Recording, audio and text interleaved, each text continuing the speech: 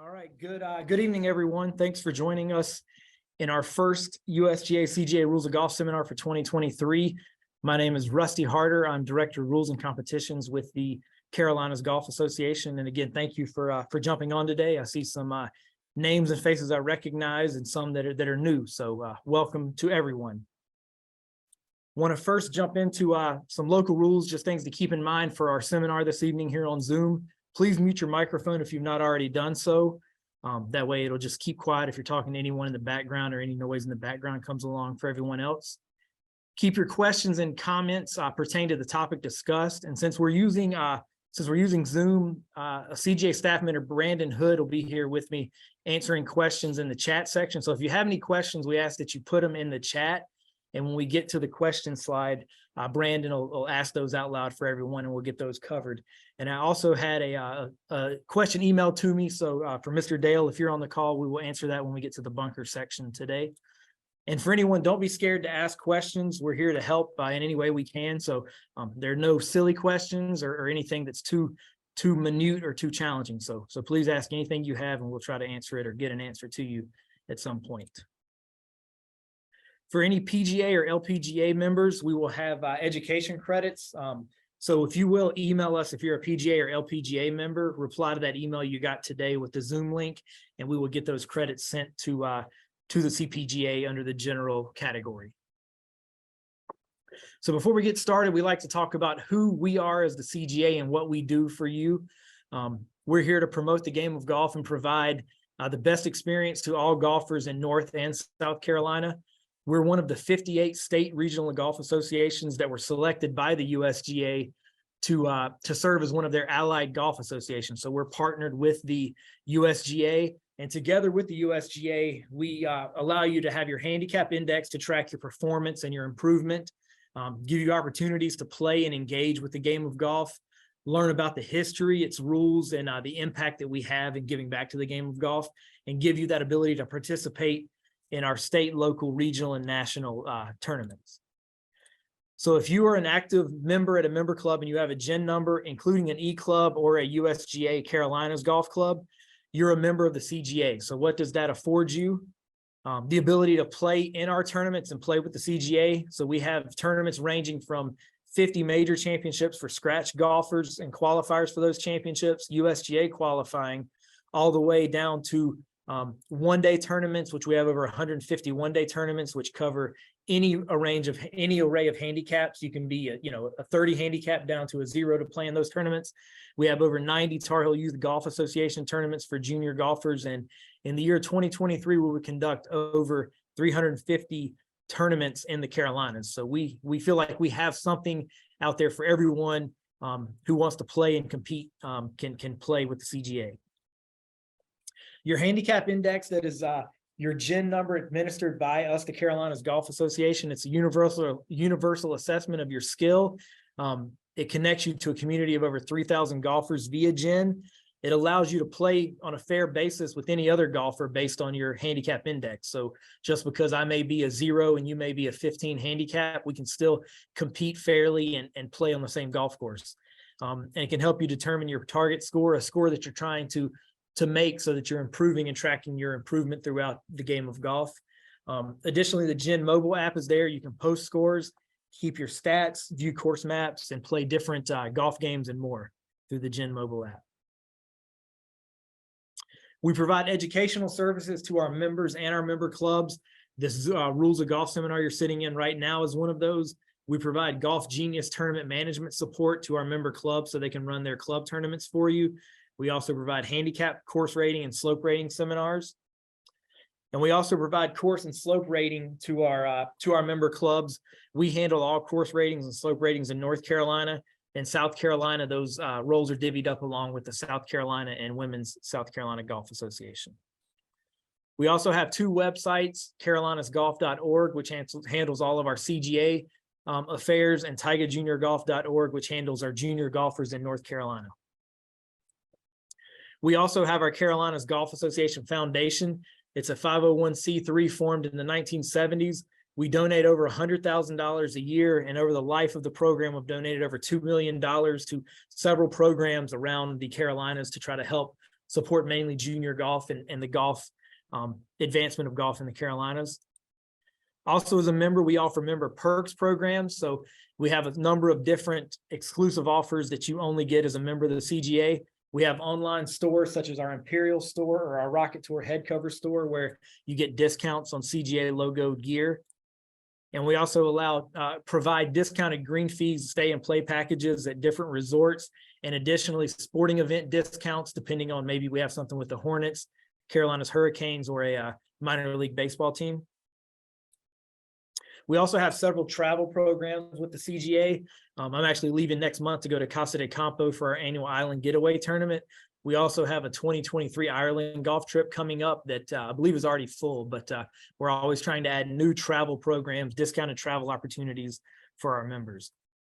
We also partner with Youth on Course, which allows junior golfers age 5 to 18 to play over, I believe it's over 100 golf courses now in North and South Carolina for $5 or less. So basically, it's a great access program to provide our junior golfers the ability to get on golf courses and play for a marginal fee, because we know that the cost of golf is really significant. So if we can get those golfers and those young golfers the ability to play at a discount, we think it'll really help advance the game.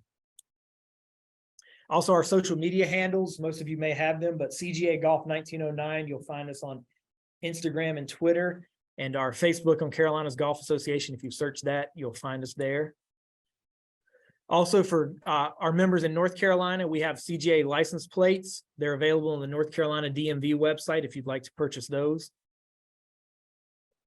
Now, on to the rules of golf. We'll go ahead and get started talking about the 2023 rules of golf. And what they are a continued effort by the USGA and RNA to advance the 2019 rules modernization. So 2019, 4 years ago, was a major overhaul of the rules of golf. They, pretty much totally changed everything. Is the number of rules that were available, the numbering of the rules, everything was revamped.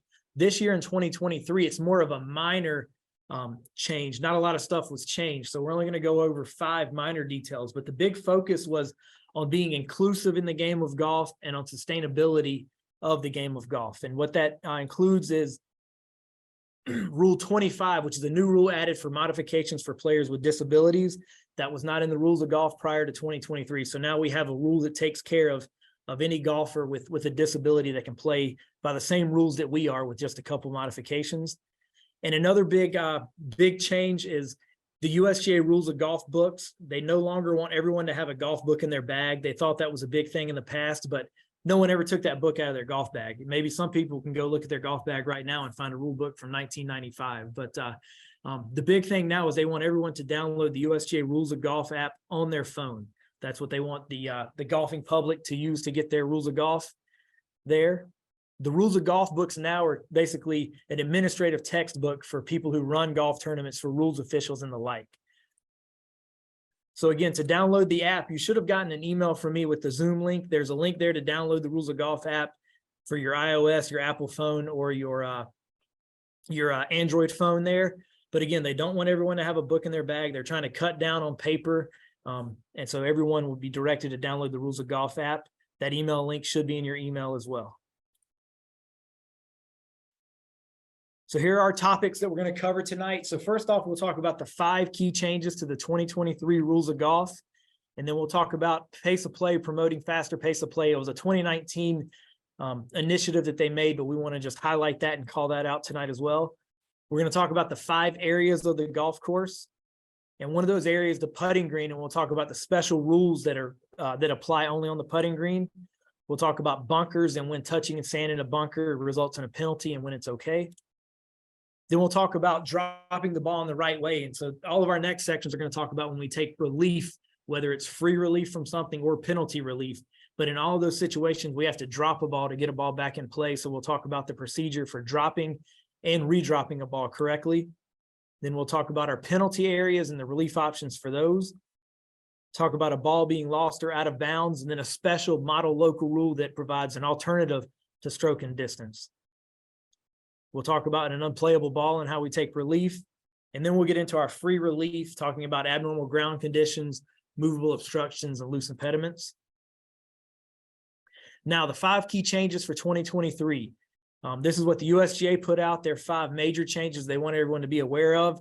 The modifications for players with disabilities. So now these modifications to the rules basically are in effect in any golf competition. So anyone with a disability will be able to participate in a fair basis with anyone else in another competition. That was a big major change.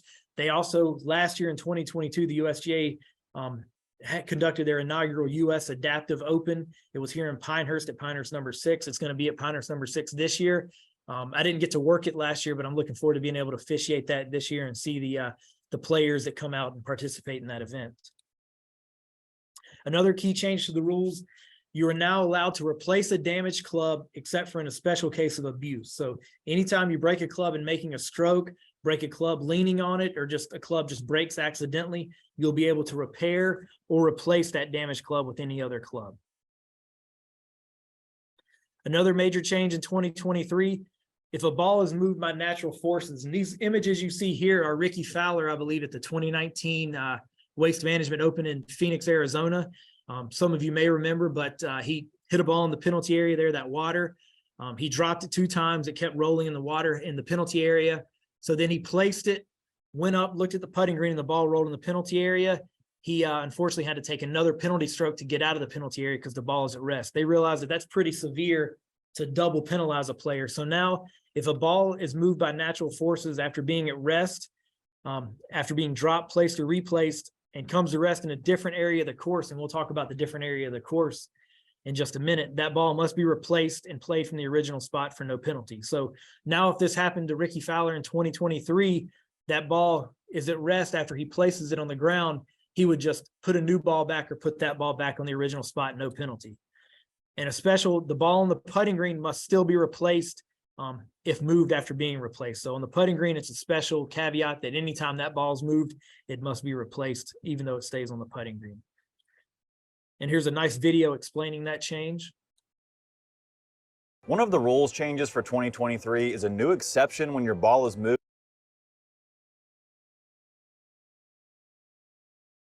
Did I mess that up? Sorry, let me restart. Moved by natural forces. Given that golf is played outside, the effects of nature, like wind, water, and gravity, can sometimes cause your ball to move. And for the most part, when these natural forces move your ball, there is no penalty, and you'll just play the ball from wherever it comes to rest. But sometimes that can be just a little too harsh. Imagine taking relief from a penalty area. You've dropped a ball, it's at rest, and while you're preparing for your next stroke, a gust of wind blows it back into the water in the penalty area. Since you can't play it as it lies, your only option is to take relief again for another penalty stroke. And that's just not really consistent with the purpose of the rule. So in 2023, that's no longer the case. Under the new exception, if the ball is at rest after you've dropped, placed, or replaced it, and natural forces move it to a different area of the course or out of bounds, then you must replace it on its original spot. So in the case of the ball rolling back into the penalty area, there is no need to take penalty relief. The ball was at rest after a drop, and natural forces moved it from one area of the course, the general area, to a different area of the course, a penalty area. Therefore, you would simply replace a ball on its original spot and play on. The key here is changing areas of the course. If that same ball was moved by natural forces to a different spot in the same area of the course, then you'll just play it as it lies from its new spot. Another situation where this exception can come into play is if natural forces move your ball from the general area into a bunker. Say your ball is embedded just above a bunker, you take your free relief by dropping twice but end up having to place it. The ball's at rest, and while preparing for your next stroke, wind or gravity cause it to move into the bunker. Simply replace it without penalty and play on. Do be aware though that replacing is a requirement under this exception. If you've taken relief for preferred lies on the fringe, for example, and natural forces move it onto the putting green, this might be a desirable outcome, but you are required to put the ball back on its original spot. So that was a great explanation. That person there, his name is Jay Roberts. He lives here in the Charlotte area. He's a member of the CGA. And a few years ago, he was in one of these rule seminars. After the seminar, came up to one of our staff people and said, I kind of like the rules of golf and I want to kind of just start learning about the rules of golf. And for about 3 or 4 years, he just jumped in, head first into the rules of golf. And just this year got hired by the USGA to put together their rules videos on their social media accounts and stuff like that. So in just a few short years, he went from just sitting in one of these seminars to now being a full-time USGA staff member. So I just wanted to recognize Jay, and we'll see him again in another video in just a minute. Another big change in 2023 is your handicap on scorecard and stroke play. So previously, a player was required to have the correct handicap recorded on their scorecard when playing in stroke play. Now the player is not responsible for showing the handicap on the scorecard. That's a committee responsibility. And they just felt like that something that has nothing to do with playing the game of golf, that's just a number on a piece of paper, that it could be such a severe penalty to ultimately disqualify a player. They didn't want to put that responsibility of something on a piece of paper on the player itself. So the committee is responsible for putting the correct handicap and applying the correct handicap on a scorecard and stroke play. But I do want to call out that in match play, the player is still responsible for declaring their correct handicap to their opponent, because that's just a one-on-one match between the two opponents. So it's very vital that you know exactly, how many strokes you may be giving or getting when you're playing that match. In stroke play, though, that's not a requirement any longer for the player. Another big change in 2023 is this simplified back on the line relief procedure. So we'll talk a little bit more about this as well when we get into penalty area relief and unplayable ball relief. But basically, the player now must drop back on the line. It has nothing to do with line of flight. I hear a lot of people talking about, well, my ball flew this direction. It's the line that your ball last crossed the edge of the penalty area between you and the flag stick, and you can go as far back as you want, drop the ball on that line, and now it can roll up to one club length in any direction. So it can actually go one club length closer to the hole. So you have this entire circle to drop the ball and come to rest in on this back on the line relief procedure. The rules of golf are changing in 2023. The back on the line relief procedure has been simplified, and here's what it looks like. So to use a penalty area as an example, I'm going to keep the point where the ball last crossed between the hole and where I want to drop it. I can go back as far as I want on the line, but I have to drop it on the line because that's what activates this relief option. If I don't drop it on the line, I'll be dropping in a wrong way. The relief area won't get created, and I'll have to correct my mistake by dropping it again, but in the right way on the line. But once dropped on the line, the ball can roll up to one club length in any direction, even if it rolls forward and closer to the hole. Back on the line is a great relief option for penalty areas, but you can also use it when you decide that your ball is unplayable. So that's another big transitional change. A ball used to never be able to roll closer to the hole when you were taking relief. Now we have that one club length circle that it can roll in any direction, taking back on the line relief. So those are the 5 changes that the USGA wanted to push out. Now we'll talk a little bit about promoting faster pace of play and what it's meant to play the game of golf promptly and at a quick pace to make it enjoyable for everyone. It is important that you are aware of how your pace of play impacts others. The 2019 rules encourage prompt pace of play by all players by recommending that you play promptly throughout the round, such as by preparing in advance for each stroke, moving at a good pace between strokes and between holes, and that you make a stroke in no more than 40 seconds. Additionally, in the rules of golf now, they mention ready golf, and they encourage ready golf either in match play or stroke play. So no matter the form of play, they encourage ready golf, which is be able to play in a safe and quick manner. The order of play when starting a hole depends on who has the honor. After that, it is based on which ball is farthest from the hole. In stroke play, however, there is no penalty for playing out of turn, and the 2019 rules both allow and encourage you to play ready golf, which means to play in a safe and responsible order that is most convenient and that saves time. These players agreed to play out of turn because the player farther from the hole had a difficult shot, and the other player was ready to play. Okay, any questions on those 5 key changes or pace of play? Good, Brandon. All right. Okay, so now we'll talk about the 5 areas of the course. And before we talk about those 5 areas of the course, we need to, of course, define what the course is. So it's the entire area of play within the edge of the boundaries set by the committee. So all of the areas inside those boundaries are in bounds and part of the golf course, and all areas that are outside of that boundary edge are out of bounds and not part of the course. So We have a diagram of a course here. Obviously, the outer edge would be out of bounds, defined by white stakes or some other definition. So inside of that is the entire golf course, and we have 5 areas that the course is divided into, and play from these 5 different areas may have different privileges or specific restrictions of things you can and cannot do.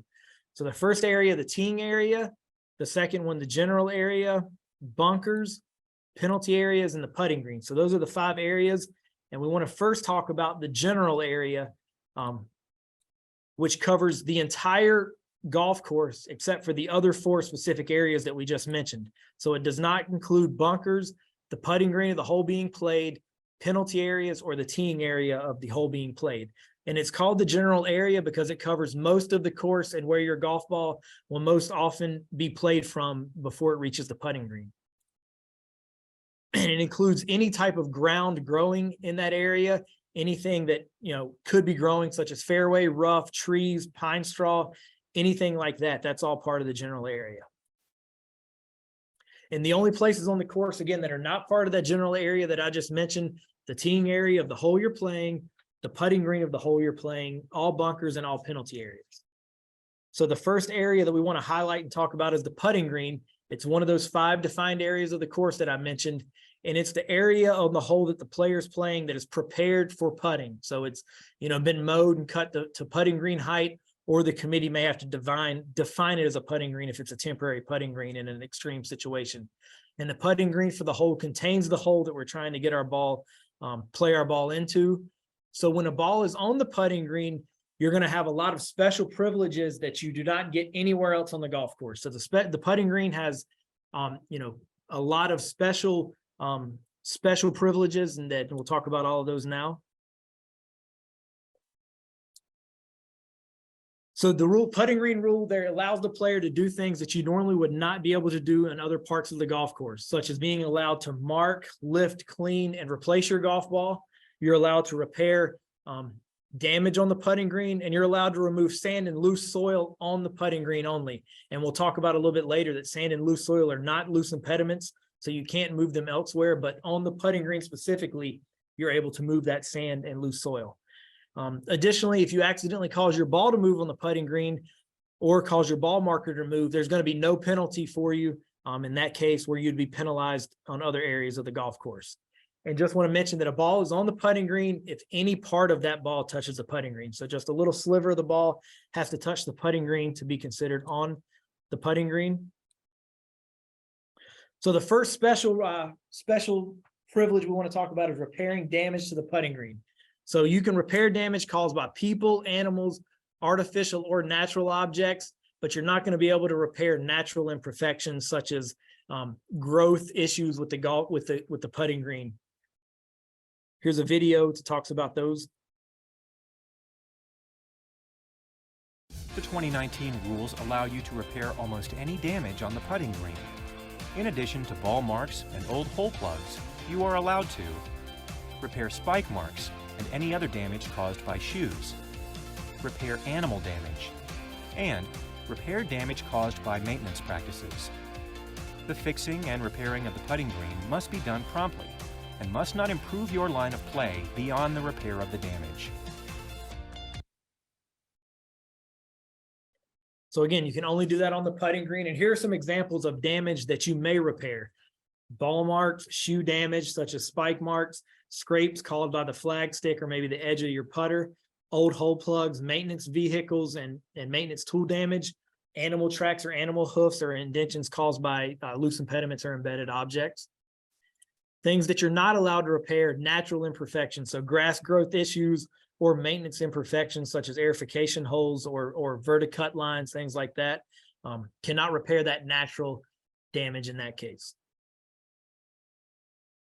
Additionally, when your ball is on the putting green and you accidentally cause your ball to move, you're not going to be penalized for that accidental movement. So, you know, here's some examples of that, but you must replace the golf ball. So if you accidentally cause your ball to move on the putting green, there's no penalty to you for that, but you must replace the ball in the original spot. If you don't know exactly where that was, we're just going to do our best judgment, estimate where we think it was and put it back. If you do not replace the ball in this situation, then you would be subject to penalty. So you're not getting penalized for accidentally causing your ball to move. you would be penalized for not following the procedure correctly about replacing it. So on the putting green, accidentally cause it to move, no problem, you must put it back.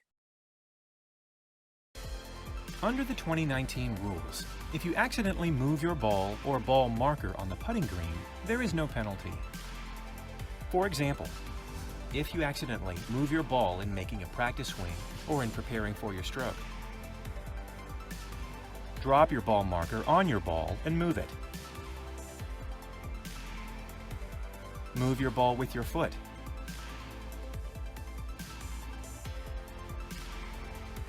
Or cause your ball marker to move.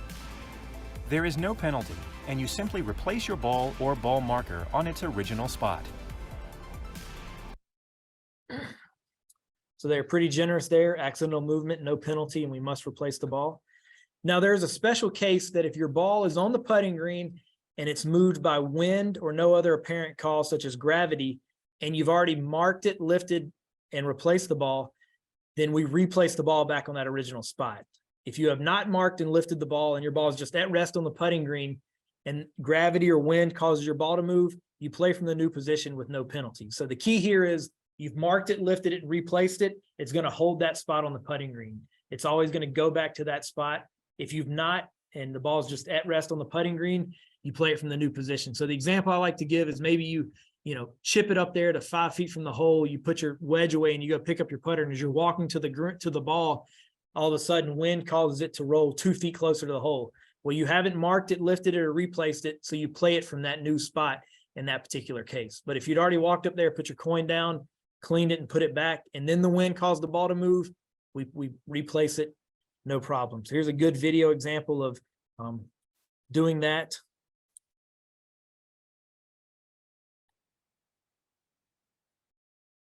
There's no sound with this one. So the player's going up, he's already marked and replaced it.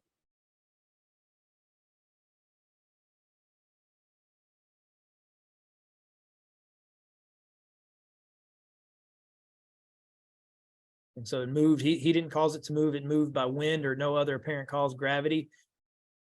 So what do? We replace it. So he puts the coin back, estimate where it was, and puts the ball back. Moves on, no problem. No penalty, no issue there, follow the procedure correctly. Now, again, if he had not marked the ball and the ball was just at rest and that happened, then he would play it from the new position and have no issue there. Any questions on that there, Brandon? We did have a question earlier. Someone asked, if I clean stuff on the green and I make a mark on the green, is that going to cost me a penalty? So I guess, take a towel or something to clean, but if you accidentally, cause damage to the putting green in that case, and you didn't purposely do it to try to improve your line of play on the putting green, then I think you'd be no penalty and you could repair that damage as well, as long as you're not purposely trying to improve anything in that case. Any other questions there? We have one on ready golf, but I'll just Okay. Okay, now we'll talk a little bit about bunkers. So bunkers, again, are one of the 5 defined areas of the golf course.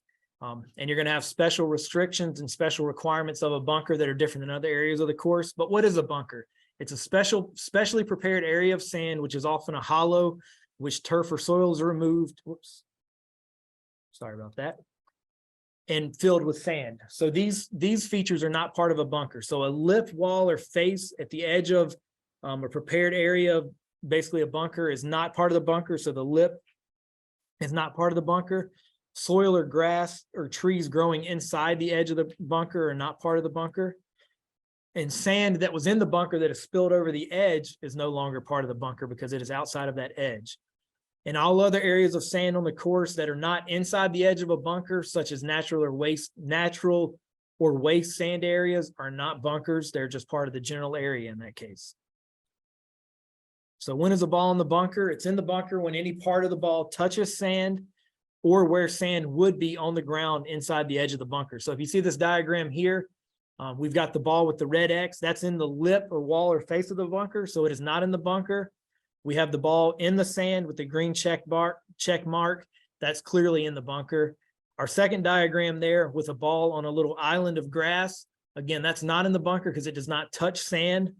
But you see the ball that is somehow at rest on the the rake there in that diagram, that would be considered in the bunker because it's touching where sand would be on the ground if it wasn't on top of that rake. So a couple different examples of when a ball's in a bunker and when it's not in the bunker. If a ball lies inside the edge of the bunker, but it's not touching sand, as I just said, it's not in the bunker.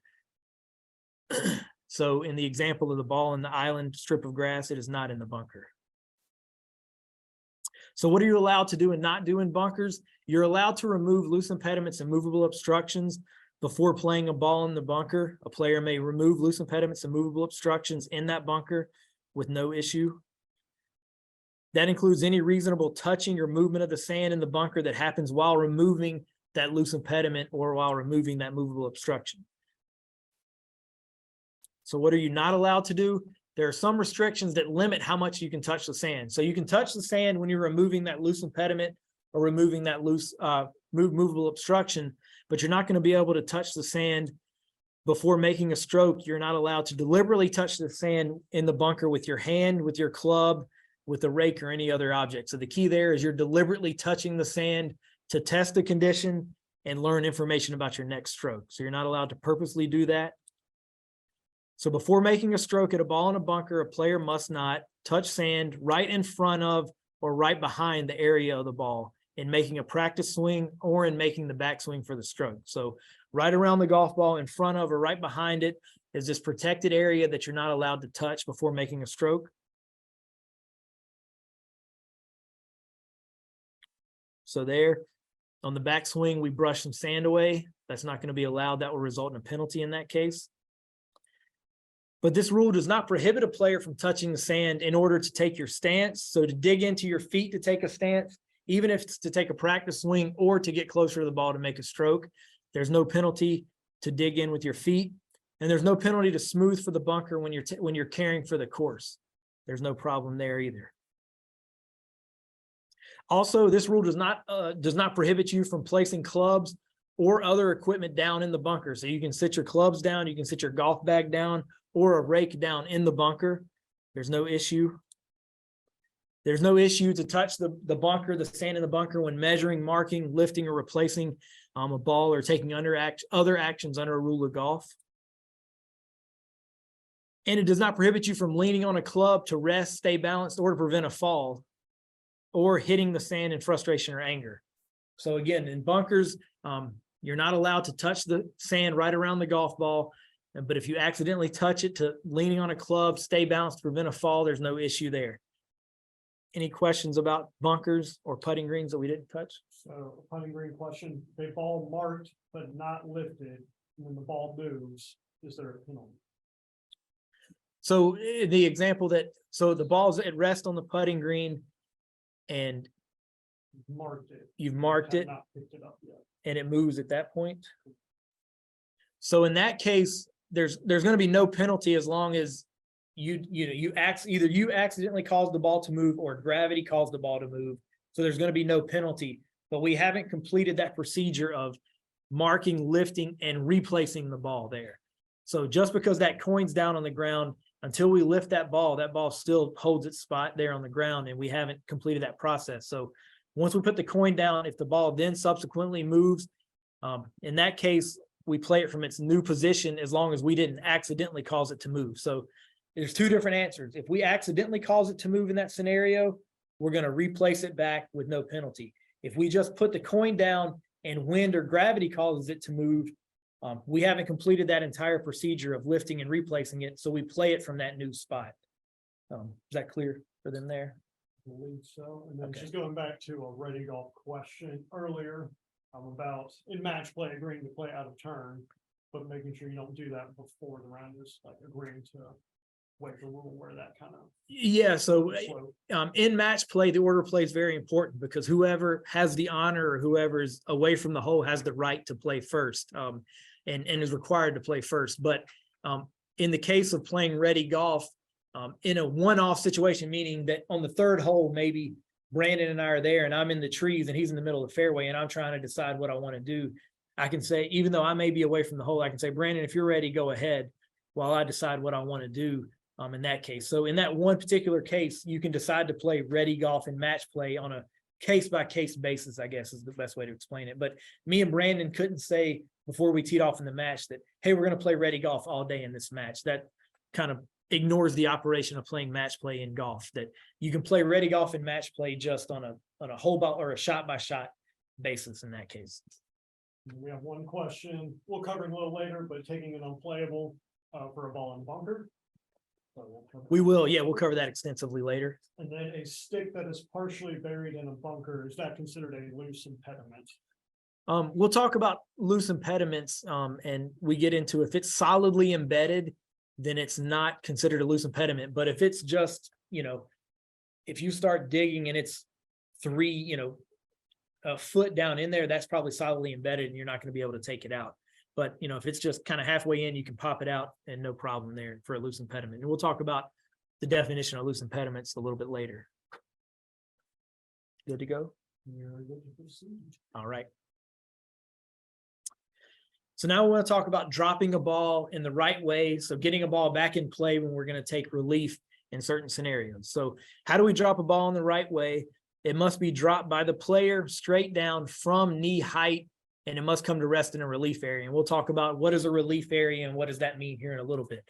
The ball, when dropped at knee height, must not strike the player or the equipment before it hits the ground, and it must not be thrown, spun, rolled, or dropped in any other way to influence where it comes to rest. So we just put it in our hand and let it go straight down. Don't put any other influence or spin on it in that case. When dropping your ball under the new rules, the likelihood you will need only one drop will increase, while the randomness of your resulting lie will be preserved. The procedure is simple. Hold the ball at knee height, let go of it so it falls straight down, and make sure that it lands and comes to rest in the relief area. Don't throw, roll, or spin the ball, and don't let it hit you as it falls. Okay, so pretty easy. Drop it at knee height in a relief area. So what is a relief area? It's the area where a player must drop a ball when taking relief under a specific rule. So this does not apply to back on the line relief. We covered that earlier. This is just for regular relief in a relief area. So again, with the exception of back on the line relief, each rule where you're taking relief from requires the player to use a specific relief area. And those size and location are based on 3 different factors. So it's based on the reference point, which is the point from which your starting point for taking the relief. The size of the relief area is measured from that reference point. So the size could be 1 or 2 club lengths from the reference point. And then the limits on the location of the relief area. So it may only be allowed to be in certain areas of the course, such as only in the general area, not in a bunker, not in a penalty area, or not near the hole, then the reference point, or where there was interference from an abnormal course condition. And we'll talk a little bit more about that later. But this is really what I thought was a good diagram that covers, we have this large relief area, and then we're going to talk about our limits, which shrink down how big this relief area becomes. So in this example, we're going to take relief from an abnormal course condition, such as a sprinkler head or a drain grate, which I believe this is.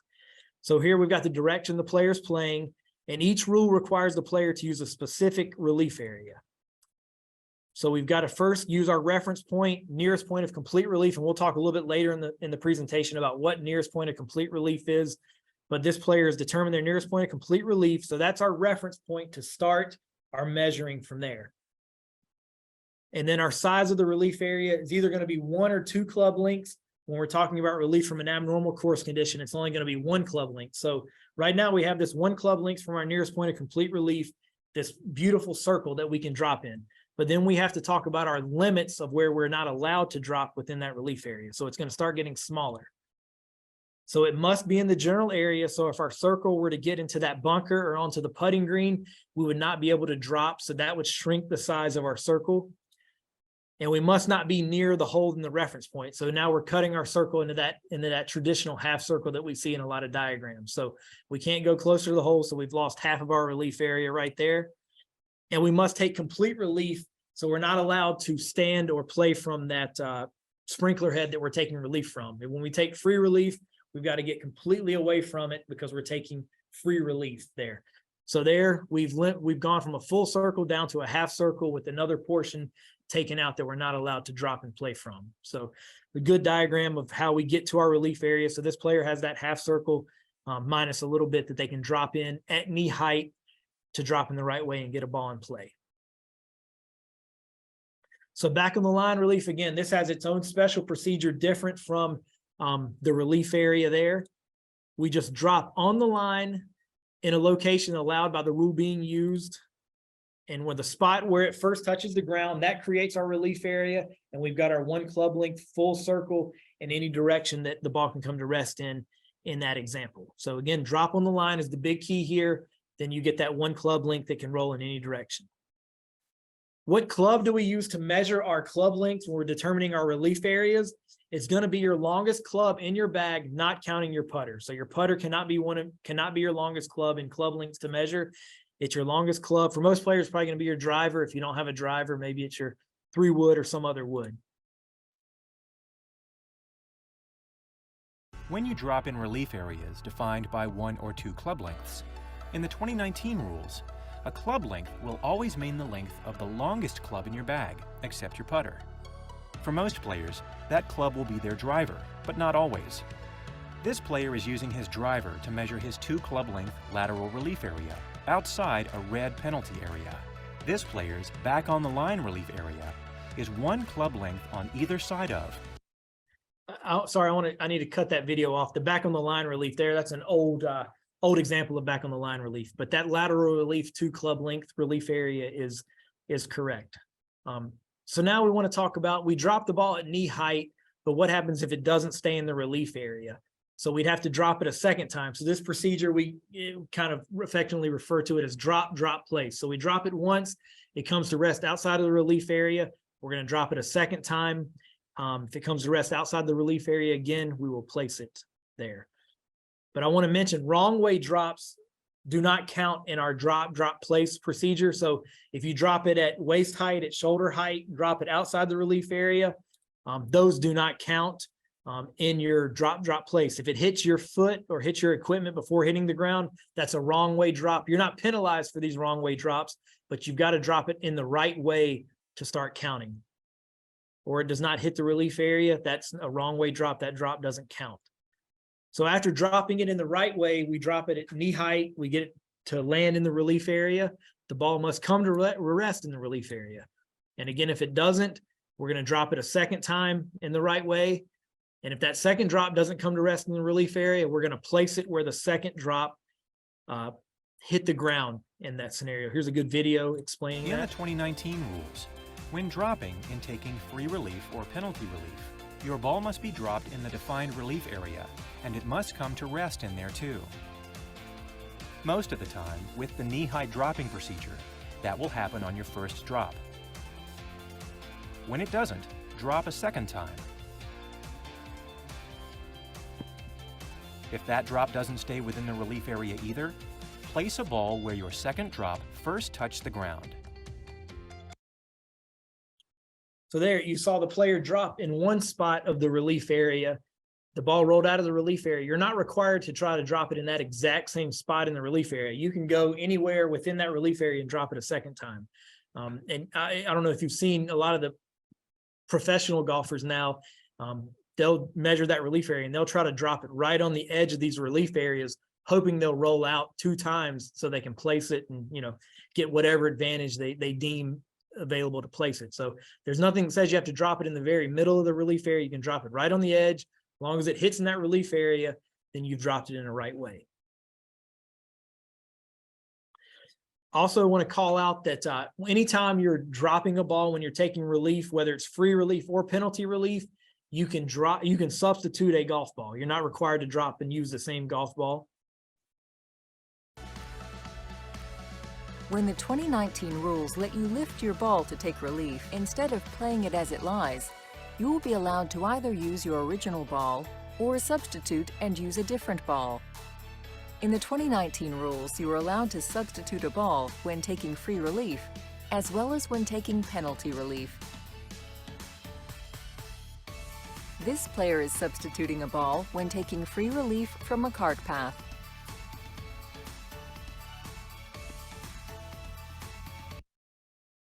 Okay, so anytime you're taking relief, you may substitute a ball.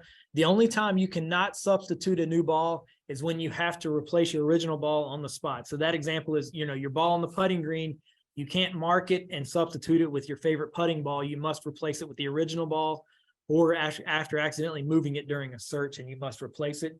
You're not allowed to change golf balls in that case. Any questions on dropping a ball in the right way or getting a ball in play, taking relief? Nothing yet. Maybe we'll give another minute or so, type it out. Okay. Nothing so far.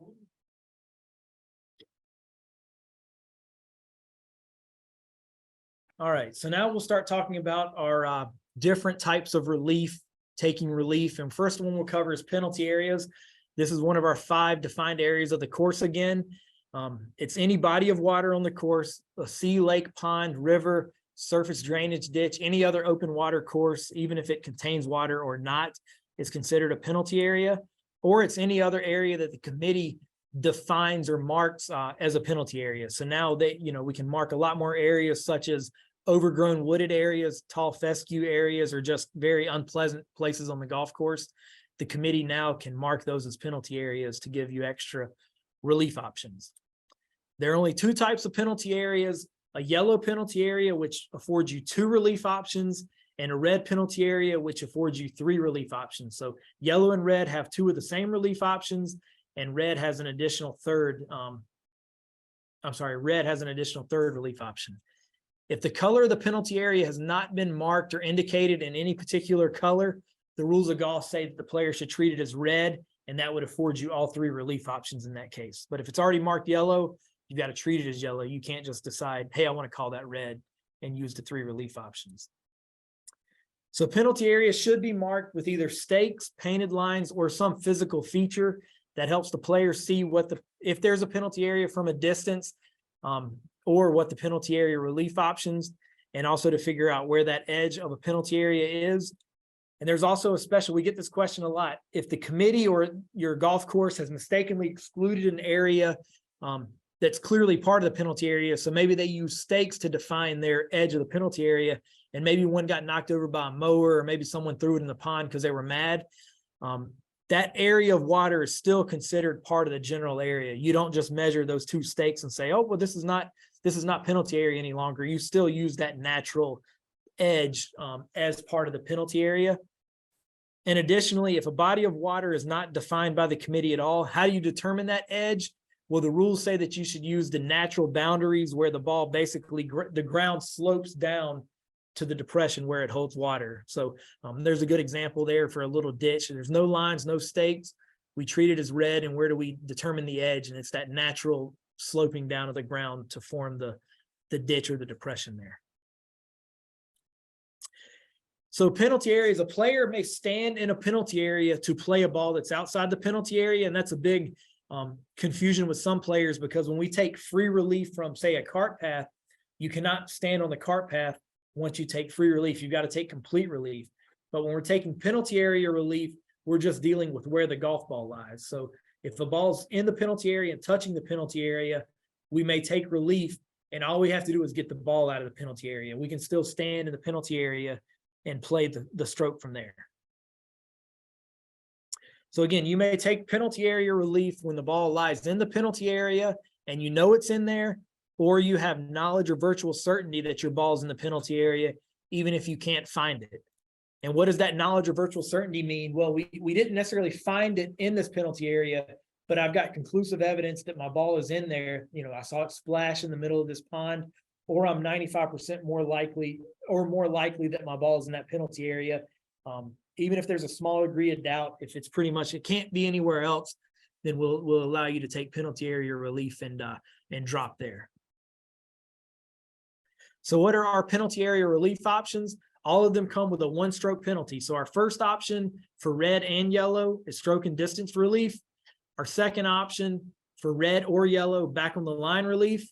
And our third option that we're going to cover, it applies to red penalty areas only, lateral relief. So here, our first option, stroke and distance relief, is available for red or yellow penalty areas. And basically that means that the player plays from where the previous stroke was made. So If you made the stroke from the teeing area, you can tee it up anywhere inside that teeing area.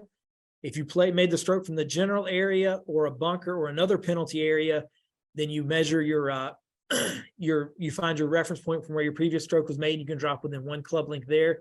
And if your ball is on the putting green, you replace your ball on the spot or estimate where that spot was. And I think the only famous one I know of was Tiger Woods at the Masters back in the mid 2000s. I believe it was number 13, made a stroke from the putting green. It rolled all the way down into Rays Creek.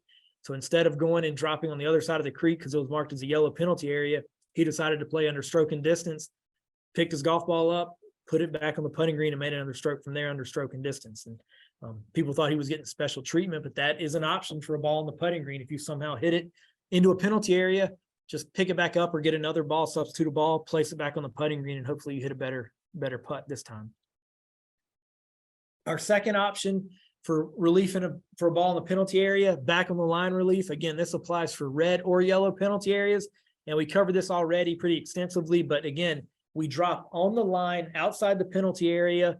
And when it hits the ground, that determines our reference point, and ball can roll 1 club length any direction in that case. So we can go as far back as we want back on the line, drop it on that line, and it can roll 1 club length any direction. That's our back on the line relief.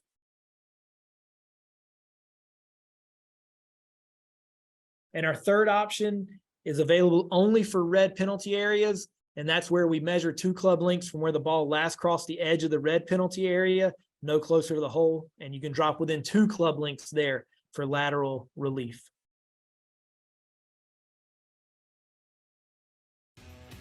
In the 2019 rules, when you take lateral relief from a red penalty area under a 1-stroke penalty, estimate the point on the edge of the penalty area where your ball last crossed as it went in. Starting at that point, measure or estimate your 2 club lengths relief area outside the penalty area that is not nearer the hole. In the 2019 rules, club lengths are the length of the longest club in your bag, except your putter, and then drop a ball in that area. Your drop ball must land in and come to rest in the relief area. Okay, so that's, probably the most popular procedure for a ball in a penalty area. Most penalty areas are marked red. And so most people are going to take that 2 club length lateral relief. That's probably the most popular relief we take. And I also just want to highlight that play from penalty areas, there are no special restrictions or special privileges. It's treated just like the general area. So you can move loose impediments. You can take practice swings in the penalty area, and you can ground your club. No issue, no problem in a penalty area. If you find your ball in a penalty area and want to play it from there, the same rules apply as when playing a ball from the fairway or the rough. So before making a stroke, you are allowed to move loose impediments, make practice swings that touch the ground or any water inside the penalty area, and ground your club near your ball. Okay, any questions on penalty area relief? All right. Perfect. So now we'll talk about having a ball that is either lost or a ball that's come out of bounds and what we have to do in that case. So if your ball is lost, you must play under penalty of stroke and distance. And that means adding 1 penalty stroke and playing from where the previous stroke was made. And it's the same procedure as stroke and distance for a ball in the penalty area. Tee it up anywhere in the teeing area. If you're in the general area, you can drop within 1 club length the previous stroke. And on the putting green, replace the ball on the putting green. So what does it mean when your ball is lost or out of bounds? Well, a ball is lost if it's not been found within 3 minutes after the player or their caddy begin to search for it. So you only get 3 minutes to try to find that golf ball in that case. So really, it's urgent to try to find that golf ball and get it found so it does not become lost. So if a ball is lost or out of bounds, you can play under stroke and distance. But we also want to mention that anytime a player can play under stroke and distance. A player always has the stroke and distance relief option, no matter where the player's ball is on the golf course. And even with the rule requires the player to take relief in a certain way. So here, this player has a ball in the ground under repair by the putting green. If for whatever reason they didn't want to make that stroke and play from the ground under repair or take relief from the ground under repair, they can go back to the fairway, maybe where they sculled their shot over the green into that spot. You can go back stroke and distance anytime on the golf course. There's no time when you can't. In the example there, maybe a player's needs to go to that drop zone. Instead of going to that drop zone, they can go back stroke and distance wherever that previous stroke was from and play from there. So I always just want to mention, anytime you can play under stroke and distance, that's always an option for the player. So when we have a lost ball, again, your only option is to play under stroke and distance, but you can also play a provisional ball that is played just in case your ball may be lost outside the penalty area or lost out of bounds. So in that case, it's a time-saving measure, or for a ball that might be lost in a penalty area, but also maybe lost somewhere else on the course. So in this example here, you see that we've got a yellow and red penalty area. The player may have hit it over there, and there's a road that defines out of bounds, and there's a ton of trees and stuff like that. They would be allowed to play a provisional ball in that case, because maybe it's in the penalty area, maybe it's lost in the trees, or maybe it got all the way through there and went out of bounds on the road there. Or for a ball that might be lost in a penalty area or out of bounds. So you can play it anytime for a ball that's out of bounds, a ball that may be lost other than in a penalty area, or one that may be lost in a penalty area or somewhere else on the course there. A provisional ball, again, is a time-saving measure. We just do it so that we don't have to walk up, search for our ball for 3 minutes, and then walk 200 yards back to the tee and re-tee it there. So we make a stroke from the tee. We think, oh, that might be lost. I'm going to play a provisional ball in that case. But I do want to mention there are times when you're not allowed to play a provisional ball. So if a player makes a stroke from where the previous stroke was made with the intent of playing a provisional ball, but they were not allowed to do so, then that player's ball becomes the ball and play under stroke and distance. So you're not allowed to play a provisional ball for a ball that's in the penalty area. So here in this example, it's a par 3. They clearly see that they hit their ball in the penalty area. There's no well, maybe it's lost, maybe it's not. They saw it splash in the penalty area. You're not allowed to play a provisional ball in this case. So if they play what they think is a provisional ball here, well, actually, it's just a ball that you played under stroke and distance under the water hazard rule because you knew your ball, or I'm sorry, under the penalty area rule because you knew your ball was in the penalty area. So when you want to play a provisional ball, you must make one requirement before making the stroke, and that's to announce your intention to play a provisional ball. So you must clearly indicate that you're playing a provisional ball by using the word provisional. It's not enough to just say that you're playing another ball or I'm going to play again. You've got to clearly say that I'm playing this ball just in case I can't find my other one or it ends up being out of bounds. So here's some examples. I'm playing a provisional ball. I'm playing under rule 18.3, or I'm going to play another just in case. That clearly indicates that you're playing a provisional ball, that you don't want this ball to count. But if I have to count it because I can't find my other one, then I will. Here's some examples that do not clearly indicate a provisional ball, that I'm going to reload or I'm going to play another, or if you don't make any announcement at all to your players there, then you played basically under stroke and distance because you did not play a provisional ball or follow that procedure correctly. So with all of that, we say that, if you have a ball that's lost or out of bounds, you can play a provisional ball to save time, but your only option is to play under stroke and distance. Well, there's a special local rule that clubs can put into effect that's an alternative to not play under stroke and distance or to not use the provisional ball rule. So this is not necessarily intended for higher levels of play, but basically the player would get 2 penalty strokes and be able to drop the ball up, close to the fairway where you think your ball was lost, or up near the out of bounds where your ball went out of bounds. And it comes with a 2 penalty stroke option. So in our CGA events, we allow this stroke and distance alternative in our one-day tournaments and in our interclub program, but in our championships and our higher level events, we don't have this local rule in effect, and your only option is to play under stroke and distance. But here's a video explaining the procedure, and then I'll go over a diagram.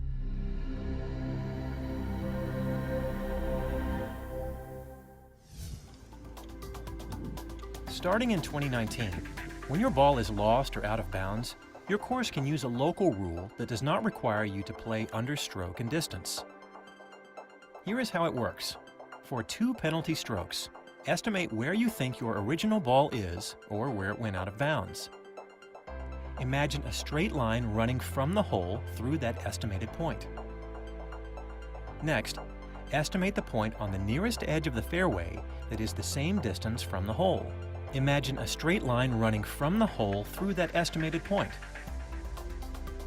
The relief area where you can drop and play your ball for 2 penalty strokes will be quite large, anywhere as much as 2 club lengths outside of the 2 lines and between them, but not nearer the hole than the spot where you estimated your original ball is lost. You cannot use this local rule if your ball is lost in a penalty area or if you have played a provisional ball. To learn more, please visit.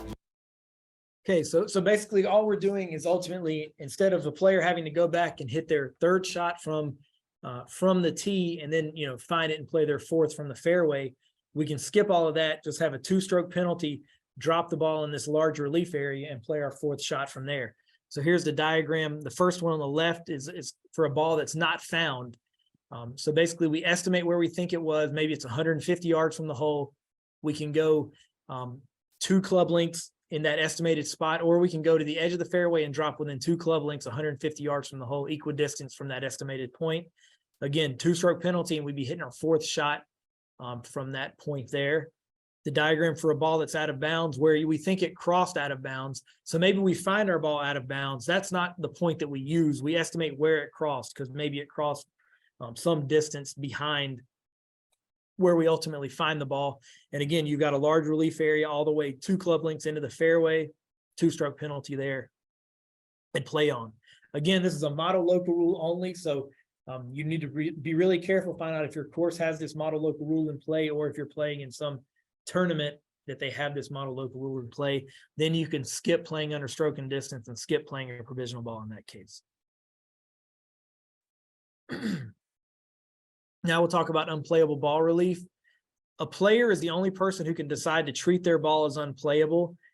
And unplayable ball relief is allowed anywhere else in the course except for penalty areas. So you can use the unplayable ball relief in the general area, in a bunker, in the teeing area, or even on the putting green. Again, this is not an option for your ball in the penalty area. We have a whole penalty area rule with special relief options to take care of that. So that's what you have to use for that. And again, unplayable relief is not an option when your ball lies in the penalty area. We're just going to use our penalty area relief options. So for unplayable ball relief, we're going to have 3 options: stroke and distance, back on the line, and lateral relief. And they're going to look very similar to the penalty area relief options. And all of them, again, are going to come with that same 1-stroke penalty. So our first option, stroke and distance relief. Again, a player can play under stroke and distance anytime. And so this means in this case, you can play under stroke and distance, taking unplayable relief, even if your ball has not been found and identified.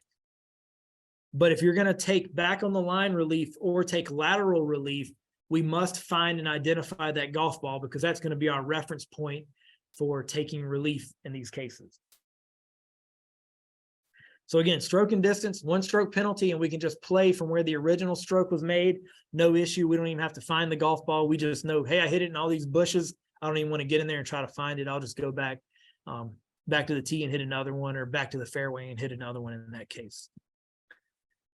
For our back on the line relief, we've got to find that original ball, because so if we hit it in those bushes, I can't just say, well, I know it's in these bushes. We've got to find that ball, because we've got to determine our reference point to determine our line when we drop on our back on the line relief. And in that case, we've got to keep the spot of the original ball between the hole and where it's dropped. We can go as far back as we want, drop it on that line, and we can roll 1 club length any direction, closer to the hole or otherwise. And our lateral relief, again, our reference point, we have to find that original ball in order to take this relief option. So once we find that original ball, that's our reference point, and we can measure 2 club lengths in any direction, no closer to the hole, and drop there with a 1-stroke penalty. If for some reason our ball's up in a tree and we're able to find and identify it, in this special case, we can deem it unplayable, and we just use the spot directly under the ground, and that's our reference point for taking our relief in this case. Now, we had a question about unplayable in a bunker.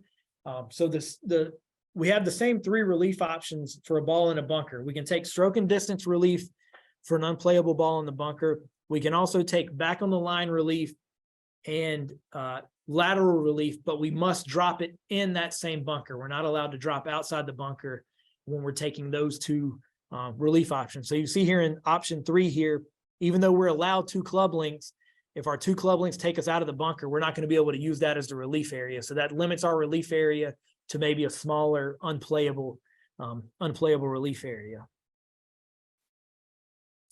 So there's now a new extra relief option to get the player out of the bunker, but maybe they don't want to go all the way back stroke and distance, maybe, 150, 200 yards away. They just want to go out of the bunker so they just don't have to play a bunker shot. So we can get you out of that bunker without going stroke and distance for a 2-stroke penalty option. So all the other unplayable options come with a 1-stroke penalty. This 4th option for relief for a ball in a bunker comes with a 2-stroke penalty, and it allows us to take our back on the line relief outside the bunker going as far back as we want. So here's our full diagram. We've got our option 1, stroke and distance, 1-stroke penalty for a ball in a bunker. Option 2, back on the line relief, staying in the bunker for a 1-stroke penalty. Option 3, our lateral relief for an unplayable ball in the bunker, again, having to stay inside the bunker, or we can get out of the bunker and go back on the line as far back as we'd like for a 2-stroke penalty in that case. Any questions on that? Did that cover the question we had there? Yes, we've got a handful of questions. Okay. So this first question, in the scenario, you hit a ball towards a penalty area that could be lost in the penalty area or out of bounds. So you hit a provisional. You walk up to find your ball inside the red penalty area and it's playable or not. What are your options? Essentially, if it's playable, you can play it, or do you have to play your provisional? Or if it's not playable, are you allowed relief options? Okay. So when we're talking about a provisional ball, there's only 2 times that you can play a provisional ball, and that's for a ball lost outside of a penalty area, or for a ball lost out of bounds. So in this scenario here, we hit it towards, maybe it's in the penalty area, maybe it's lost out of bounds, or maybe it's lost in, trees, bushes, everything like that. So we've got all 3 scenarios here coming together, and we walk up there and we get lucky and we find our golf ball playable in the penalty area. So now it's not out of bounds, so the provisional ball goes out of play there, and it's not lost outside of penalty area, so our provisional ball goes away in that case. So now our provisional ball basically has to be abandoned when we find our ball in the penalty area in this case. So in our example, we hit it towards bushes, towards a creek, towards out of bounds. I play a provisional ball. I go up and I find my original in the penalty area. I've got to abandon my provisional ball. That's not an option any longer. That ball's out.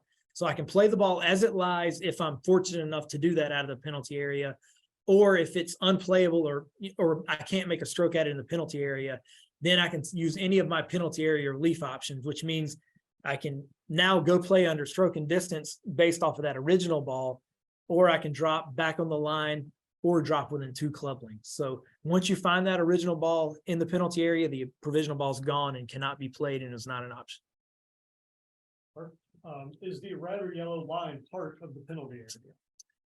Yes, both of them are part of the penalty area. So if your ball is touching the line itself, so if any sliver of your golf ball is touching that red or yellow line, since that line is in the penalty area, your ball is in fact in the penalty area. So if it's touching any part of that line, we're in the penalty area, and we can, again, we can play it as it lies or take penalty area relief then. And I think there was a picture back in the slideshow that I should have highlighted that showed that ball on the red line that is in fact in the penalty area. Next question, can you measure your lateral relief before deciding on which type of relief to use? Example, measuring 2 club lengths to see if you can get out of the bush or something before deciding what option. Yeah, absolutely. And we've had scenarios. I was actually at the US Women's Open, a player hit it over, I think 15 at Pine Needles, and was in these prickly bushes. And so we were talking back and forth. She was about 100 yards in the fairway, and I didn't want to tell her stroke and distance is going to be your best option. So she walked up there, and her and her caddy, they went through, there was out of bounds back there. Well, how far back can we go? And I said, you can go to here and then you're out of bounds. So they went through measuring their 2 club lengths and talking about, is that our best option?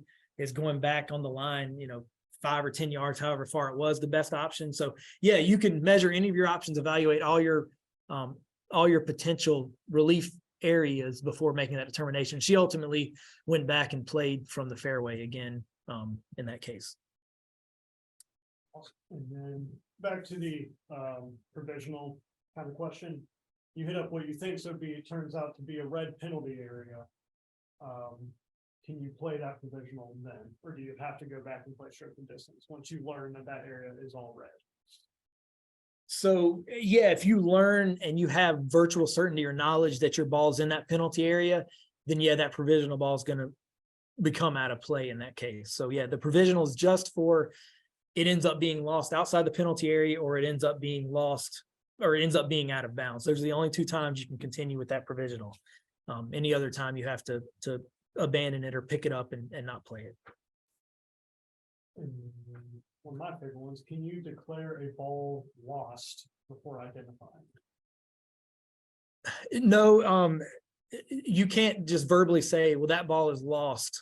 If someone finds a ball, you have to identify it. The rules say that you must go and make an effort to identify it. So you can do some things to prevent that. So maybe instead of playing that provisional ball, if you hit it way, way crooked and you don't even want to try to find it, instead of announcing it's a provisional ball, you just play under stroke and distance from right there where it is. And then, that's not a provisional ball, that's a ball in play. But anytime you could tell people not to look for it, but if someone finds a ball, it's your duty as a player to go and identify it in that case. But you can't just say, well, that one's lost. You have to make a stroke at the provisional ball or do something to create it or to make it lost. Okay. All right, so we've talked about our penalty area reliefs that come with 1 or 2 stroke penalties. Now we're going to talk about free relief. So now the nice stuff here, that's free relief that we take relief from, no penalty, and keep playing. So the first one, we're talking about relief from abnormal course conditions. And abnormal course conditions are any of these things: animal holes, ground under repair, immovable obstructions, or temporary water. We all throw them under this abnormal course condition category because they have all the same relief options. So free relief is allowed whenever you have physical interference from an abnormal course condition. And that means that you have, sorry, my slide got away from me. So what does that mean? It means that interference means that your ball touches or is on an abnormal course condition, or the abnormal course condition physically interferes with your stance or area of intended swing, or in the special case that your ball's on the putting green only, and the abnormal course conditions between you and the hole on the putting green. So, the example of maybe the Toro irrigation box is kind of over in the edge of the rough at some golf courses, and you're 5 yards behind it. And, if you hit a shot, your ball may hit the sprinkler head box. That's not physical interference. You don't, your swing's not touching it, your ball's not touching it. So you don't get this line of play relief for abnormal course condition relief. It has to be physically interfering with your stroke or with the lie of ball. So I just want to mention that a ball behind one of those sprinkler head boxes does not automatic relief. So relief is not allowed from an abnormal course condition when your ball's in a penalty area. So if your ball's in a penalty area, even if there's an abnormal course condition in there, you've got to take penalty area relief. You're not going to be able to circumvent that. Or if the abnormal course condition is out of bounds, you're not allowed relief for things that are out of bounds. Or if it's clearly to make a stroke because of something other than the abnormal course condition, or because you take a crazy stance or use like a 3-wood from 20 yards off the green or something, something that's not a typical swing here or stroke. So here's an example of an unreasonable stroke or stance is not going to be entitled to relief here. So maybe they've got a bad lie in the rough and they want to drop it, but we're not going to allow you to kick your foot back like this and say, well, this is how I'd play the shot. So if it's unreasonable, you're not going to be entitled to free relief just to stretch out and touch that sprinkler head. So how do we take relief from an abnormal course condition? The ball in the general area, we must identify the reference point, which is going to be our nearest point of complete relief. And we've got 2 videos that talk about what our nearest point of complete relief is. But once we find that nearest point of complete relief, we can drop within 1 club length, no closer to the hole, and play on there. The nearest point of relief is the spot the shortest distance away from where your ball lies, either left of, right of, or behind it, that isn't closer to the hole, and where, if your ball was there, you could make a stroke at it without any interference to your resulting lie, stance, and swing. Okay, so in this, the key here is it's your nearest point of complete relief. You're not going to be allowed to pick where this point of complete relief comes from. It's, again, nearest to where your ball currently lies. So you're not going to be able to pick the nicest point of complete relief or wherever you want to. The nearest point is going to dictate where we start taking our relief from. The nearest point isn't always the nicest point.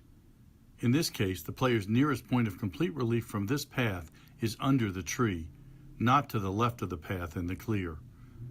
So, it's a good idea not to lift your ball before figuring this out, because sometimes the best option is to just play the ball as it lies. So there, probably 7 out of 10 golfers would pick that ball if you want to go drop on the left side of the cart path, but that's not your nearest point of relief, so you'd be dropping in the wrong place in that case. So we've got to find our nearest point of complete relief in order to start this procedure for taking free relief from an abnormal course condition. So what do? We identify our reference point, which is our nearest point of complete relief. And again, we measure 1 club length, no closer to the hole in that case. So here's an example of a ball on a cart path. For a right-handed player, for B1, they would just come over just off the cart path where their swing and their stance is off, drop within 1 club length there, no closer to the hole. Here, another right-handed player has a ball there on B2, gets their stance and their swing all the way off the cart path. P2 is their reference point, and they drop within 1 club length there. For an example, for maybe ground under repair or something out, in that case, we find our nearest point of relief, again, completely outside of the abnormal course condition where our stance and our swing is outside of the condition, and we can drop within 1 club length, no closer to the hole there. Any questions about abnormal course conditions? Just a quick one. Can you play from ground under repair? Most of the time you can play from ground under repair. There may be special occasions where the golf course or the committee running the competition defines ground under repair as a no play zone. So maybe they have decorative flower beds that, yes, it's ground under repair and it's free relief, but you must take relief. So you're not going to be allowed to choose to play from there.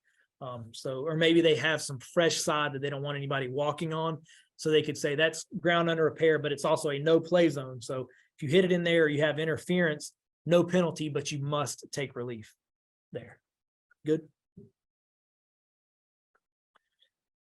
All right, so that covers taking relief from abnormal course conditions. Now we'll talk about loose impediments, how we take relief from loose impediments and movable obstructions. So how and when a player may take relief from loose impediments and movable obstructions.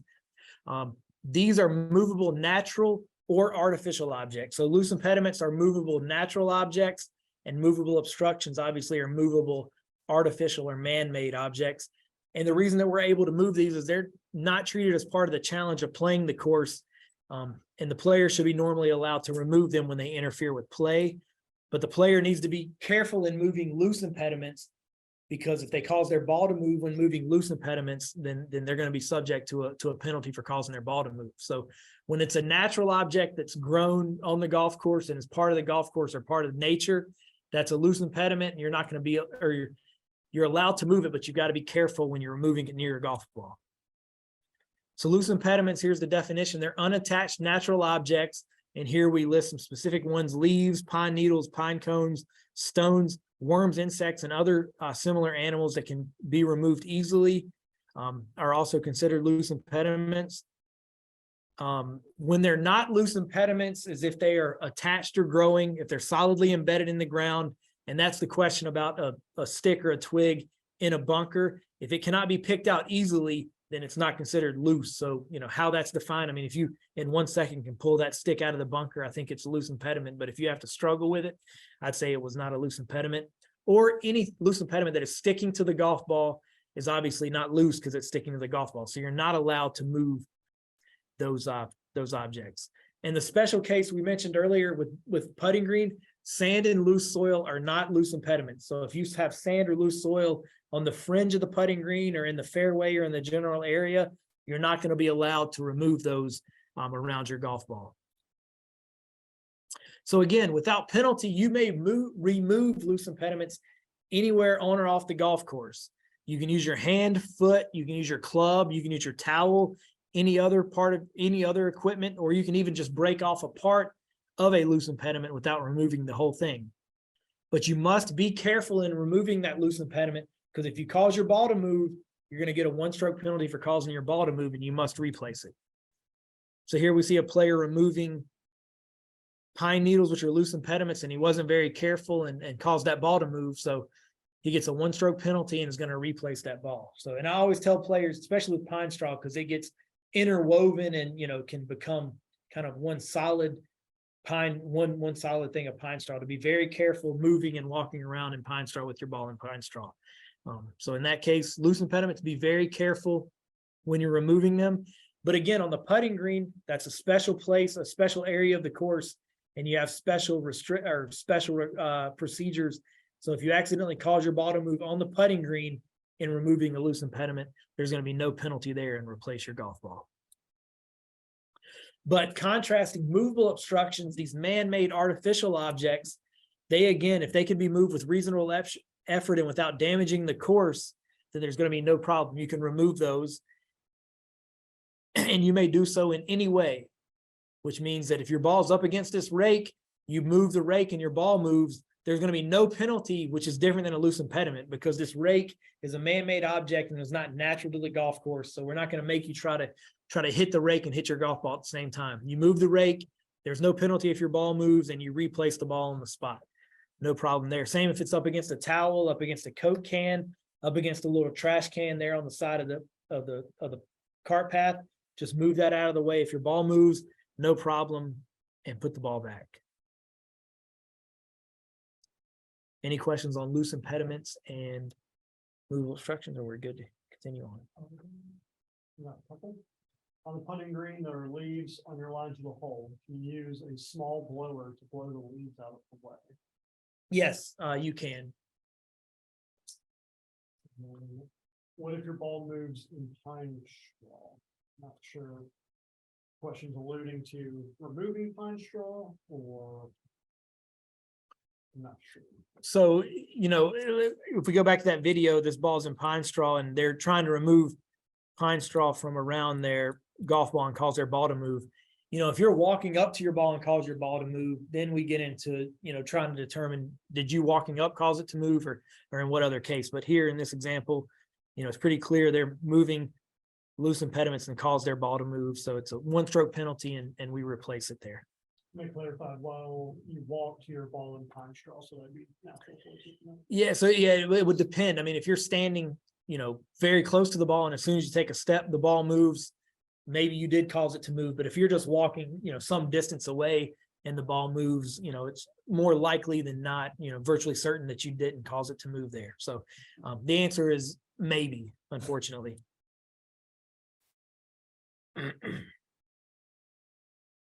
Okay, embedded ball relief. So this again is another free relief option anywhere in the general area for an embedded ball. So a ball in the general area, if it's embedded, we're going to get free relief, but we're not entitled to free relief from embedded ball if it's embedded in a bunker, in a penalty area, or in other natural sandy areas that are part of the general area, which around here in Pinehurst are very popular. So the top image is clearly an embedded ball we get free relief from. This bottom image, we would not have embedded ball relief available to us. So what does it mean if your ball is embedded? It's got to be embedded in its own pitch mark made as a result of your previous stroke, and the part of the ball has to be below the level of the ground in order to be embedded. So here in our diagrams, this ball is below the level of the ground in our top one in its own pitch mark. The second one, even though the ball may not be touching the soil, it has depressed the ground around it, and the ground has kind of come up around it. So that ball is embedded. But if a ball is just sitting down in heavy, thick rough, and the ball is being cupped by the grass, but is not below the level of the ground, it is not considered embedded. So key there is it's got to be embedded in the ground from a previous stroke that you made. So how do we take relief from an embedded ball? We use the ball itself as our reference point and drop right behind it within 1 club length, no closer to the hole. So I like to mention that maybe, you hit it right on the fairway cut and you're in the rough and it embeds in the rough. Well, knowing what area of the course you're in, the rough and the fairway are all part of the general area, and you embed in that rough right there. Well, you can lift it, clean it, drop within 1 club length. And if that 1 club length puts you in the fairway, drop it in the fairway, no problem at all there. So you're still considered in the general area. So rules help you in that case. any more free relief questions or anything I covered there?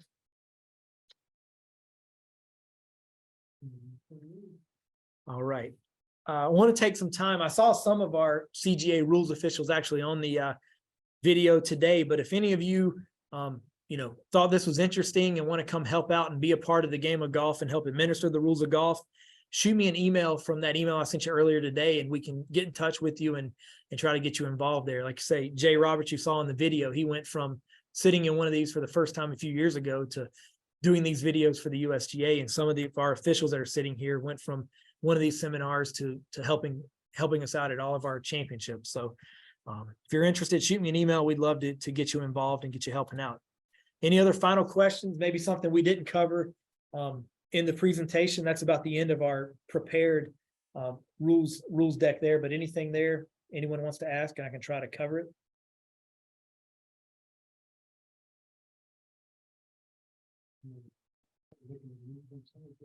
Yeah, at this point, if you want to unmute and ask a question, since we're kind of done here, we'll do that. But if so, we'll stay on for a couple more minutes. If not, thanks to everyone for coming, and hopefully look forward to seeing you on another on the golf course or somewhere down the road. Thanks, everyone.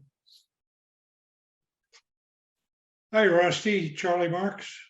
Hey, Charlie. I chatted an observation to Brandon about E5. Uh-huh.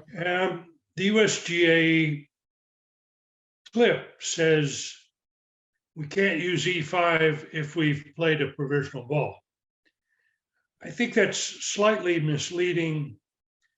What I think they should say is you can't use E5 if you have a provisional ball in play. As we know, you can play a provisional ball, which then goes out of bounds, and use E5 for that provisional ball. So I think they have sort of rounded it off a little bit too much. I think it'd be better to say you can't use E5 if you have a provisional ball in play. That's just my opinion. Yeah, like that your original ball and then your provisional ball has the same status. So yeah, I'd have to work through all that, but I think you're right there, Charlie. They did probably just generalize it in that case. Yeah, it's okay. E5 has been enormously successful. I don't think they anticipated how good that was going to be. We put it in play at our club on January 1st, 2019, and it took a year for people to figure out how to use it, but now they get it. And I see them use it accurately all the time. We get a little high and mighty and say, oh, well, we're not going to use it in the club championship. Well, we just changed head pros. And I got the ear of the new guy, and I said, he's Luke Lovell from Kenmure, who's now at CGA or at CCA. Anyway, I said, Luke, let's not play one rule for 363 days a year and another one for three other days. And he said, I agree with you. So we've crossed that bridge already. That's our, we run into that issue where, maybe someone plays on our one day and then comes to a qualifier. So we try to make sure to tell them that, hey, that local rule is not in effect if we worry about someone mixing it up. So that's our only issue with someone doing it wrong. Oh, that assumes they're listening to the starter. Yeah, that's right. Thanks, Charlie. Good to hear from you. All right. I got another meeting to go to. So Rusty, nicely done. Nice work. You and Brandon both. Thank you. Thanks. We've got two questions here about how to proceed if your ball is embedded in a putting green or on the green. Excuse me. So, if we go back to the putting green is a special area of the course where you have all these special caveats. So if your ball is embedded on the putting green, well, we're already allowed to mark, lift, clean, and replace the ball, and we're allowed to repair damage on the putting green. So if it's embedded on the putting green, we just mark it just like we would, take it out of the embedded, pitch mark, repair it, because we're allowed to repair that damage, smooth it out, and then we replace our ball and play on just like it's not embedded on the putting green. It's just something specifically like they put their ball marker on the embedded indentation and they try to fix it, the marker moves. How do you go about? So That's accidental marker. yeah, it's all this accidental movement and stuff. So, you know, where the ball is in the pitch mark is where the ball on the putting green, you're not allowed any relief area on the putting green for that embedded ball on the putting green. So basically you take it out of the pitch mark, repair that and put it back in the pitch mark, or put it back where that pitch mark was once you repair it and play on from there. And then we have a question. I'm sure a few people are wondering, what is E5? So that is the model local rule that we covered, where if you have your ball that's lost or out of bounds, instead of going back stroke and distance to the tee, you can drop in the edge of the fairway ultimately for the 2-stroke penalty. That model local rule that again, it's a model local rule just to prevent you from going all the way back stroke and distance. You can, well, I'm up here, I can't find my ball, I'm just going to drop here in the edge of the fairway for a 2-stroke penalty. Someone asked for an unplayable lie in a bush. Is there an option to take 2 shots and drop in the fairway? I'm not sure if they're asking about the local rule or if it's just an unplayable ball. So that, option. yeah, unplayable ball, that's not a option or a local rule option that's available. The only real option then is if you are lost in a bush, then you can play that model local rule that I just mentioned, drop in the fairway. But if you find it in the bush, you can't then say, oh, well, that ball's lost. So if you actually find that golf ball in that bush, then you've got to, you know, play that ball as it lies or proceed under a different option there. So it's kind of tricky there. Do you want to find your golf ball or do you not in some circumstances? Like, you know, in the example of model local rule E5, that if I top my golf ball, you know, off the tee just 20 yards in front of me, well, I don't want to use that local rule and go drop up there for a 2-stroke penalty. I'm better off playing under stroke and distance for just a 1-stroke penalty and hitting my 3rd from the tee in that case. So it's not that I always want to do that. So it's a depends kind of situation. And another question, I believe, might be referring to the local rule as well, but I'll just ask it. Assumes you do not play provisional if you hit a provisional with the provisional ball in play. I think they're referring to if you play a provisional off the tee, do you no longer have the option to play the local rule? Yeah, so in that, and this is perhaps what Charlie was alluding to. So we play a ball from the tee and we hit it towards some trees, towards out of bounds, and I play a provisional ball.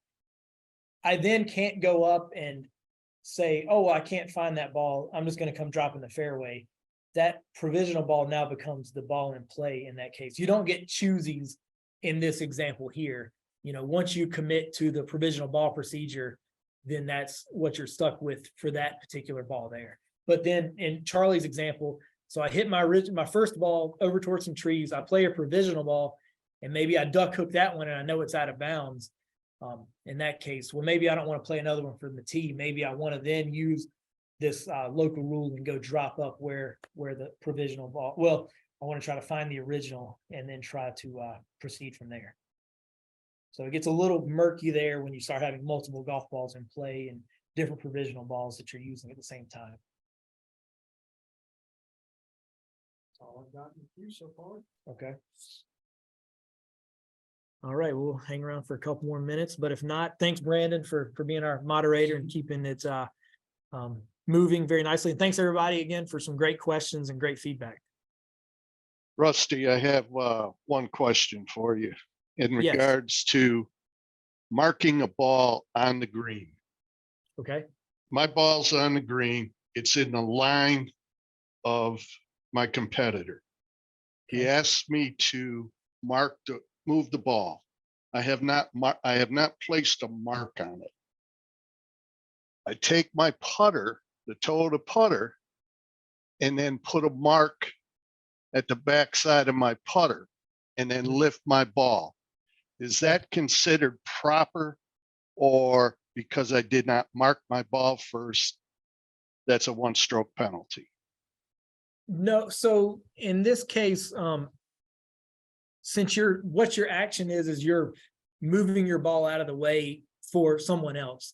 So, you know, basically you're using your coin to refer to where your ball is on the putting green. So basically you're marking and lifting your ball. You're just not putting it right behind the ball. But this is an accepted practice. But the key is then you have to follow the procedure. So if you go from golf ball, club head, coin, you don't go coin to the other end of your club head and then put the ball in front of it. So then you've got to follow the exact steps.